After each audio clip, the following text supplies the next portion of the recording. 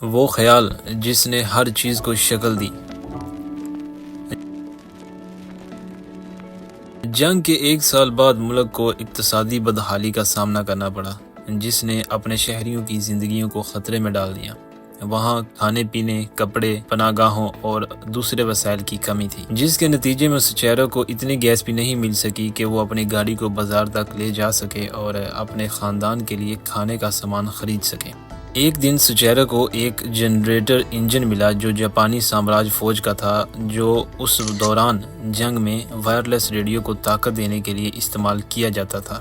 اور یہ جاننے کے بعد کہ یہ کیسے کام کرتا ہے، حالانکہ وہ انجن سے پہلے ہی متوجہ تھا، اس کو ایک روشن خیال آیا کہ اگر اس نے اس انجن کو سائیکل سے جوڑ دیا تو کیا ہوگا۔ کسی بھی طرح یہ کوئی نئی ایجاد نہیں تھی، کیونکہ سائیکل پر موٹر کلپ کرنے کا رواج یورپ میں عام تھا اور ان میں سے چند ایک نے جاپان کا راستہ بھی اختیار کیا تھا، لیکن سچیرو جانتا تھا کہ ملک کو سستی نقل و حرکت کی اشد ضرورت ہے۔ سچیرو نے اپنا پرانا طریقہ استعمال کیا، ہونڈا ٹیکنیکل ریسرچ انسٹیٹیوٹ کا قیام۔ اس کا واحد مقصد گودام میں موٹر سائیکلیں بنانے کا ایک طریقہ معلوم کرنا تھا۔ اس نے اور 12 افراد کے عملے نے اس کے خیال پر عمل کیا اور کامیابی کے ساتھ کچھ انجنوں کا استعمال کرتے ہوئے ایک موٹر سائیکل بنانے میں کامیاب ہو گئے۔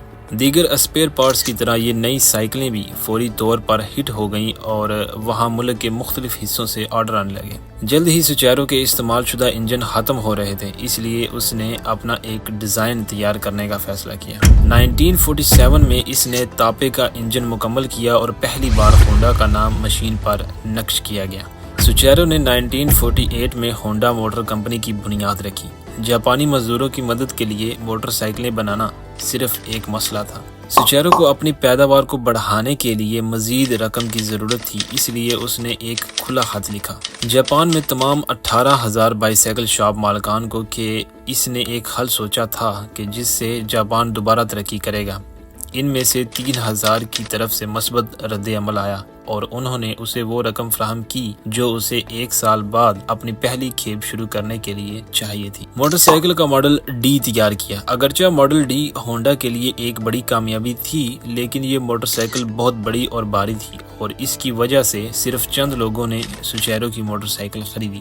وہ اس سے مطمئن نہیں تھا، اس لیے اس نے وہ موٹر سائیکل چھوڑی اور لمبے گھنٹے کام کر کے ایک اور بائیک بنائی جو چھوٹی اور ہلکی تھی۔ 3 سال کی آزمائش اور غلطیوں کے بعد وہ دوسری موٹر سائیکل بنانے میں کامیاب ہو گیا اور اسے سپر کب کا نام دیا۔ سپر کب ایک دم سے ہٹ ہوا اور اتنا کامیاب ہوا کہ اس نے شہنشاہ کا نام جیت لیا۔ ہونڈا سرمایہ کار تاکیو فیوساوا کی کوششوں سے، جس نے اسے درکار سرمایہ فراہم کی اور ساتھ ہی مالیاتی اور مارکیٹنگ کی حکمت عملیوں کے بارے میں بھی بتایا۔ اس شراکت داری سے ہونڈا موٹر کمپنی کی بنیاد بن گئی، جس نے سپر کب تعمیر کی تھی۔ سپر کب UAE صرف $295 کی قیمت کے اسٹیکر کے ساتھ، جو کہ دیگر امریکی موٹر سائیکلوں کی قیمت کا 1/4 تھی، اور کمپنی کی مارکیٹنگ اور انجینئرنگ کی مہارت نے اسے جلد ہی ٹرمپ اور ہارلے ڈیوڈسن دونوں کو ان کے اپنے بازاروں میں پیچھے چھوڑ دیا۔ لیکن تب تک سچیرو نے اپنے موٹر سائیکل برانڈ کو ریسنگ کی دنیا میں بھی پھیلا دیا تھا۔ اس وقت ریسنگ ایک کھیل سے زیادہ تھی، یہ ایک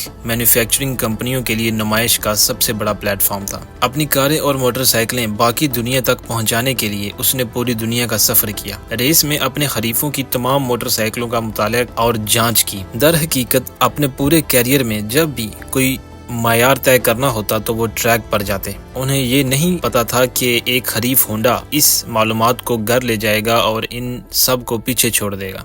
سچیرو کے اس رویے نے بعد میں بین الاقوامی ریس میں مینوفیکچررز ٹیم کا انعام لے لیا۔ ہونڈا موٹر سائیکل کو اپنی پہلی ریس میں مایوسی ہوئی، پھر 1959 میں آئل مین TT کا انعام جیتا۔ اس کے بعد دنیا کی سب سے بڑی موٹر سائیکل ریس 2 سال بعد ہوئی، جس میں ہونڈا دوبارہ آئل مین TT جیت گئی اور ریس ٹریک پر اس کی کامیابی نے ہونڈا کا نام دنیا کے نقشے پر رکھ دیا۔ 1960 کی دہائی تک ہونڈا دنیا کی سب سے بڑی موٹر سائیکل کمپنی بن گئی تھی۔ انہوں نے 1968 تک کل 10 ملین موٹر سائیکلیں تیار کی، تاہم سب سے بڑی موٹر سائیکل کمپنی بنانا سچیرو کے لیے کافی نہیں تھا۔ ایک اور بڑا خواب جس کا تعاقب وہ 8 سال کی عمر سے کر رہا تھا، اور یہ کار سازی میں داخل ہونے کے علاوہ کوئی اور نہیں تھا۔ اپنے بچپن کے خوابوں کا پیچھا کرتے ہوئے جب سوچیرو نے اعلان کیا کہ وہ آٹو موبائل مارکیٹ میں جا رہا ہے تو بہت سے لوگوں نے اسے خبردار کیا کہ یہ اس کے لیے اور کمپنی کے لیے بہت خطرناک ہے، کیونکہ وہ اس وقت صرف موٹر سائیکلیں بنانے میں بہتر تھا۔ جاپان کے پاس اس وقت نسان، ٹویوٹا اور چند دوسری کمپنیاں تھیں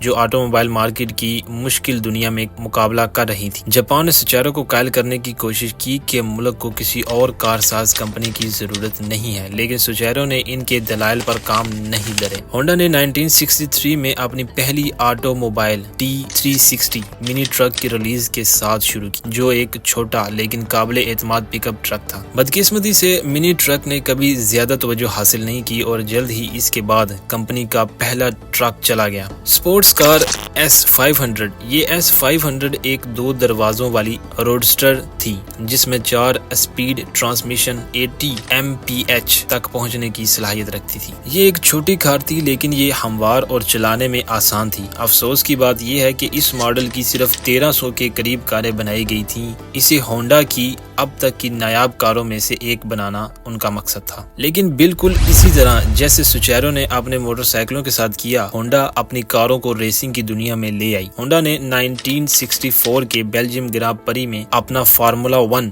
ڈیبیو کیا۔ ہونڈا کو 1965 میکسیکو گراں پری میں اپنے نئے جانشین RA272 کے ساتھ پہلی پوزیشن حاصل کرنے میں صرف 1 سال لگا، لیکن ریس ٹریک پر اس کی ابتدائی کامیابی کے باوجود ہونڈا کہیں قریب نہیں تھی۔ کار مارکیٹ میں اپنے حریفوں کو شکست دینے کے لیے انہوں نے ریسنگ سے وقفہ لیا اور اپنی توجہ آٹو موبائل مارکیٹ میں سب سے کامیاب کاروں میں سے ایک بنانے کی طرف مبذول کرائی۔ Honda civic. ہونڈا نے اپنے نئے ماڈل کی شروعات کی اور اگلے سالوں میں یہ دنیا میں سب سے زیادہ مقبول کاروں میں سے ایک بن گئی، خاص طور پر یورپ اور امریکہ میں۔ اس کی کامیابی کی ایک وجہ یہ تھی کہ اس وقت مارکیٹ میں 1970 کی دہائی میں تیل کا بہت بحران تھا۔ اس عرصے کے دوران ایندھن کی قلت پوری دنیا میں پھیل گئی اور اس سے نمٹنے کے لیے سوچیرو نے ایندھن کے انتظام کے لیے ایک بالکل نیا طریقہ واضح کیا، جسے کمپاؤنڈ ورٹیکس کنٹرولڈ کمبشن، مختصراً CVCC کہا جاتا ہے، جس سے لوگ زیادہ ایندھن جلائے بغیر اپنی گاڑی کے ساتھ مزید فاصلہ طے کر سکتے ہیں۔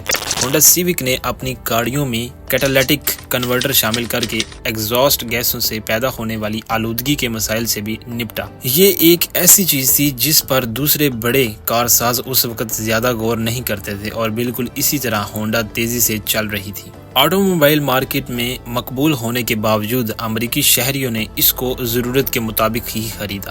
اس کے بعد جس نے واقعی گیم کو بدل دیا وہ ہونڈا ایکوارڈ تھی۔ ابتدائی طور پر ہونڈا ایکوارڈ ایک کمپیکٹ ہیچ بیک کے طور پر ڈیبیوٹ کیا، لیکن بعد میں اس میں توسیع ہوئی اور سیڈان آئی۔ اس نئے ماڈل میں ایندھن کی بچت کی وہی خصوصیت تھی جو پہلے گاڑیوں میں تھی، لیکن ایک بہتر اعتدال پسند سائز کے ساتھ، اور اس کی وسیع اندرونی جگہ اور آرام کی بدولت ہونڈا ایکوارڈ بعد میں آٹو موبائل کی تاریخ میں سب سے زیادہ فروخت ہونے والی کار بن گئی۔ 1980s کی دہائی کے آغاز میں ہونڈا موٹر کمپنی جاپان میں کاروں کی تیسری سب سے بڑی کمپنی تھی اور دہائی کے آخر تک یہ دنیا کی تیسری سب سے بڑی کمپنی بن گئی۔ سوچیرو ہونڈا 1973 میں کمپنی سے ریٹائر ہوئے اور بعد میں 5 اگست 1991 کو انتقال کر گئے۔ وہ کہتے ہیں کہ اپنے کام پر نظر ڈالتے ہوئے مجھے لگتا تھا کہ میں غلطیوں اور سنگین غلطیوں کے علاوہ کچھ نہیں کر رہا تھا، لیکن مجھے کامیابیوں پر فخر ہے۔ حالانکہ میں نے ایک کے بعد ایک غلطیاں کی، لیکن میری غلطیوں اور ناکامیوں انہی وجہ کی بنا پر کبھی نہیں ہوئی۔ ہونڈا نے اب متعدد صنعتوں میں توسیع کی ہے، جن میں جیٹ بوٹ انجن، پاور آلات اور روبوٹ شامل ہیں۔ اور اسی طرح کی اور ویڈیوز دیکھنے کے لیے پلیز ہمارے چینل کو سبسکرائب کر لیں۔ شکریہ۔